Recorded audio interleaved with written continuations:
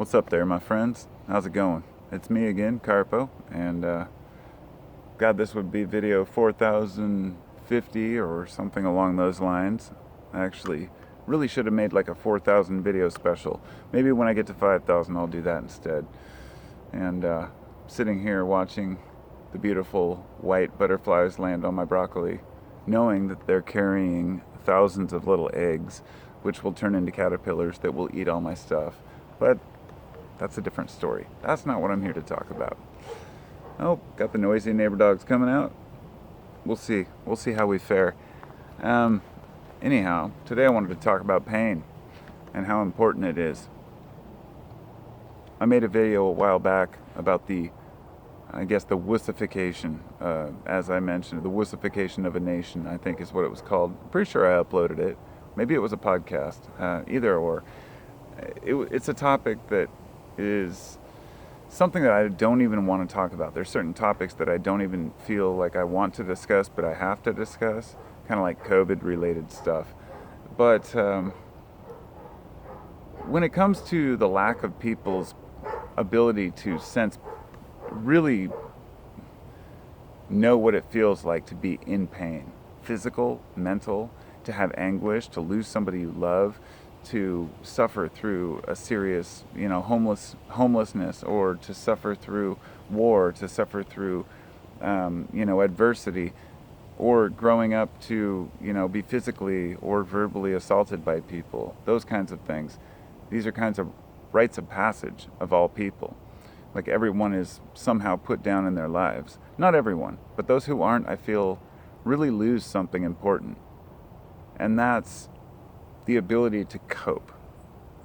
Coping methods are built over a lifetime. So when you feel pain when you're young, you know to look out for that. You touch a hot stove, instead of hearing people tell you over and over not to touch a hot stove, it's the perfect example. I guess a much better example would be, I just got back from the dentist about an hour ago with my son. He just turned, he's gonna turn 9. So, he'll be 9 in, like a week and a half. Man, it's coming up quick. Anyway, he's 8 years old. He's been to the dentist a couple times. We try to keep his teeth brushed. He had too much juice maybe when he was young, but on top of that, my genetics and my family, we've had bad teeth. And I don't know if that's to blame, but I know it's partially because of too much sugar. We have to force him to brush consistently. He finally does it, but he's very stubborn. And the last 2 times he's been to the dentist, a couple of years ago, to get a bunch of teeth worked on because, he had cavities and problems, we gave him this particular drug called Versed. It's basically like a benzodiazepine. And they give it to the kid. The kid takes it. It makes them a little loopy, and they kind of forget the dental experience. And I was very torn on this. He's young. He was like 6, 7. I didn't want him to go through that kind of pain. Well, he went to 2 sessions. He got the Versed both times. He came home loopy, and everything was fine. This time, they offered it, and I said, you know what? I would much rather him go through the experience. So we just got back an hour ago. He wanted me to come in to sit with him in the room, so I sat there. And funny enough, I GoPro'd the whole thing because I had my GoPro running because I'd been walking around, and they called me from the dental office like, oh, he wants you in here with him. And they'd just given him the Novocaine shots, and at this point he was finally like, oh, maybe I don't want to go to the dentist, because he'd been all like, we're going to the dentist. And I'm like, no, you need to understand what's going on here. Paying the price, if you will. And I'm getting to something here. So at one point they were pulling the tooth out, and I could tell he was in pain. It was horrible, horrible feeling. Like I said, not only do my family have tooth problems and we have deep roots, but we also have Novocaine resistance. I have extreme Novocaine resistance.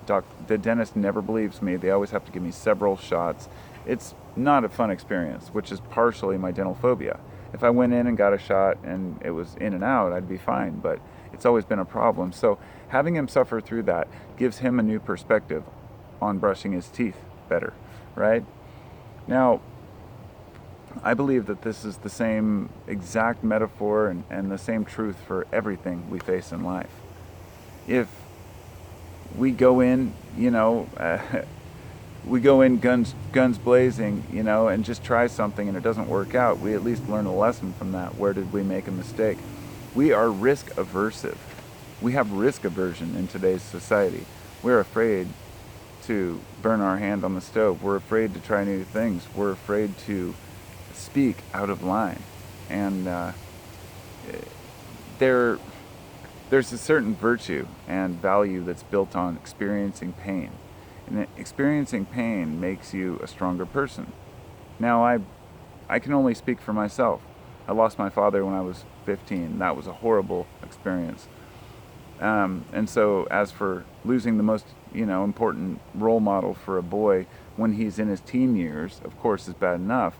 Well, I also had horrible acne, so I had personal issues, image issues. And as I got older, once I got in my 30s, I had sciatica. And even back in my early YouTube days, I would talk about sciatica a lot because I wasn't even able to sit in a chair. I was so incapacitated, I couldn't sleep at night because I had to sleep with a pillow under my back to try to stretch my spine so it didn't hurt. It was a miserable point in my life. I had to quit my career as a carpenter, and that was mentally painful because of something that was physically painful that I'd been trying to fight through. But in the long run, it made me a stronger person, I believe, and I hope. And I also want to acknowledge that there's a certain degree of pain that can break a person. We have to know where that line is, I guess. It's the same thing as hard work being very rewarding in its own right. Not only are we risk aversive and pain aversive in today's society, but we're also effort aversive. We think that labor is a bad thing. Oh, I'm not going to dig a hole for the fence posts. I'm going to call some laborer, quote, to do that. I I like to do my own work when I can. I think that we've found it much easier in today's society to just call somebody to do everything for us. And I would just like to say that being a jack of all trades is a very rewarding thing. Learning how to work a little bit on your electrical, a little bit on your plumbing, a little bit on your gardens, a little bit on your house, building cabinets, tables, learning how the world goes together, learning how the physical world works. It amazes me how many people today are so afraid of trying new things. And the reason why that's so painful is because it's the ultimate pain in the end. When a person grows up and they realize they know nothing, that they have no skills, that they don't really know how things work, that's a painful experience. And so what I'm getting at is that the most rewarding thing we can do is try to work as hard as possible. And that's coming from a dude who's tried to work hard, then has had lazy times, tried to work hard, had lazy times. It's hard for me too. We're all in this together. We're human beings. We forget that it's not about pointing the finger and saying, look, this guy does it right, but this guy does it wrong. But acknowledging that we are all in pain together. You get me? As a society, we're all facing this as one. I don't think we might ever come to full terms with that, but we'll see. I'm out. Peace and love.